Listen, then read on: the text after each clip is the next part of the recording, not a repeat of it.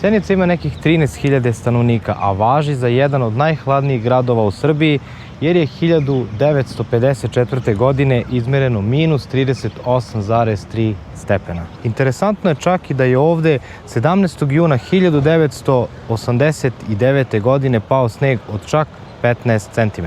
Prvi put se spominje 1253. godine u povelji kralja Uroša, a zbog svog položaja bila je važna kako Srbiji, tako i Crnoj Gori, Austrougarskoj i Osmanskom carstvu. Oslobađanje od Turaka pokušano je 1668. i 1737.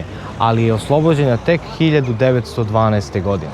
Ovom prilikom se nalazim u ovom velikom i lepom parku, gde u onom drugom delu tamo imamo Četinarsku šumu i deo gde deca mogu da se igraju, dok se s ove druge strane nalazi ova lepa kućica, to je turistička organizacija, a mi ćemo da krenemo u ovom pravcu tamo.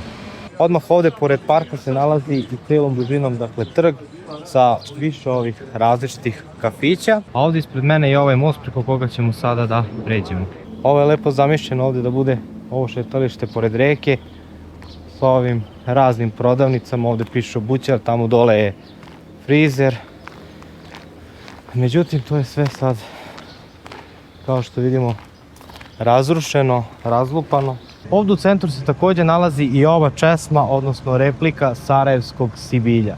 Lepo izgleda, zar ne?